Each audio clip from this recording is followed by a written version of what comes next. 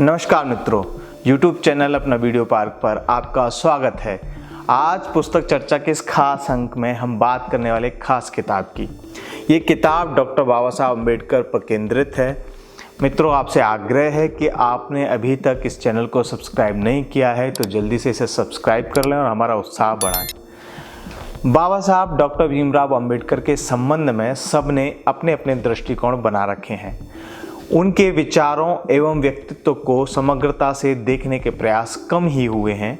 बाबा साहब को लेकर राजनीतिक क्षेत्र से उठी एक बहस जब देश में चल रही है, तब एक पुस्तक राष्ट्र ऋषि बाबा साहब डॉक्टर भीमराव अम्बेडकर ये पढ़ने में आई।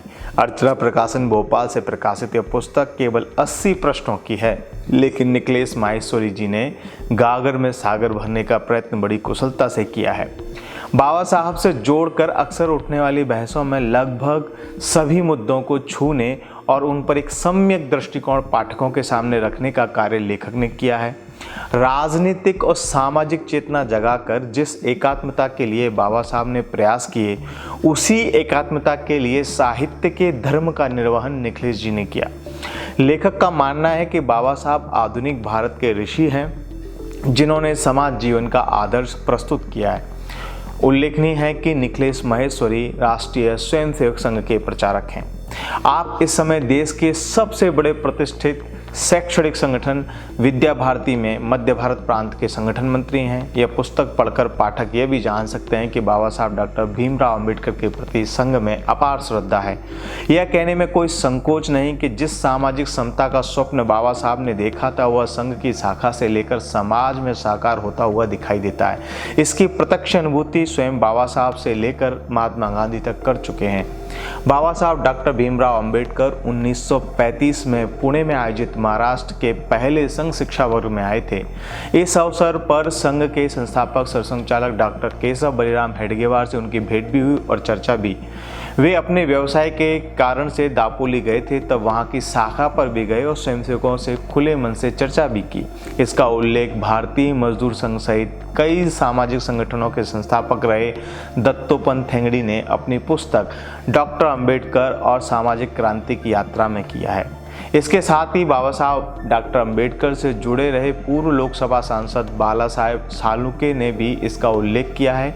उनके पुत्र काश्यप सालुके ने भानुदास गायकवाड़ के साथ मिलकर बाबा साहेब सालुके के संस्मरणों और विचारों का संकलन आमच साहिब दिवंगत खासदार बाला साहेब सांकुले इस नाम से किया है। इस पुस्तक के पृष्ठ क्रमांक 2553 पर डॉक्टर अम्बेडकर और आरएसएस के संदर्भ में ये उल्लेख आता है। याद रहे कि बाला साहब सालुके और उनके पुत्र काश्यप का कोई भी संबंध संघ से नहीं है। 1937 में कराहाड़ शाखा, जो महाराष्ट्र में ही है, के विजयदशमी उत्सव पर बाबा साहब का भाषण हुआ था। 1939 में एक बार फिर बाबा साहब पुणे के संघ शिक्षा वर्ग के सायंकाल के कार्यक्रम में भी पहुंचे थे। 1940 में भी बाबा साहब डॉक्टर भीमराव अम्बेडकर पुणे में संघ की शाखा में गए थे और यहाँ स्वयंसेवकों के सामने अपने विचार प्रकट किए। इस संबंध में विश्व संवाद केंद्र विदर्भ ने 9 जनवरी 1940 को प्रकाशित प्रसिद्ध मराठी दैनिक समाचार पत्र केसरी की प्रति साझा की है। याद रहे, केसरी उस समय का सबसे प्रतिष्ठित समाचार पत्र था, जिसकी स्थापना बाल गंगाधर तिलक ने की थी। तो ये जो बाबा साहब अम्बेडकर संघ की शाखा में गए थे, इसका समाचार विवरण केसरी में 9 जनवरी 1940 को प्रकाशित हुआ था। इतना नहीं, इसके बाद भी बाबा साहब और संघ का संपर्क बना रहा। संघ पर लगे पहले प्रतिबंध को हटाने में बाबा साहब का जो सहयोग और परामर्श मिला था, उसके प्रति धन्यवाद ज्ञापित करने के लिए तत्कालीन सरसंघचालक माधव सदाशिवराव गोलवर्ग, जिन्हें श्री गुरुजी के नाम से जानते हैं, वो सितंबर 1949 में बाबा साहब से दिल्ली में मिलने के लिए गए। इसी तरह हम ये भी जानते हैं कि महात्मा गांधी ने भी निकट से संघ के दर्शन किए हैं। उन्होंने तो संघ के शिविर और शाखा में जाने का उल्लेख स्वयं ही किया है। बहरहाल, राष्ट्र ऋषि बाबा साहब डॉक्टर भीमराव अम्बेडकर में लेखक निखिलेश माहेश्वरी ने बाबा साहब के विराट व्यक्तित्व और उनकी विचार संपदा की चर्चा 5 संक्षिप्त अध्यायों में की है। पृष्ठभूमि, जीवन संघर्ष, जीवन यात्रा के सहयोगी, विविध विषयों पर विचार, इस्लाम और ईसाईयत। लेखक ने स्पष्ट करने का प्रयास किया है कि बाबा साहब किसी एक जाति या वर्ग तक सीमित नहीं थे, अब तो वे संपूर्ण समाज के नायक हैं।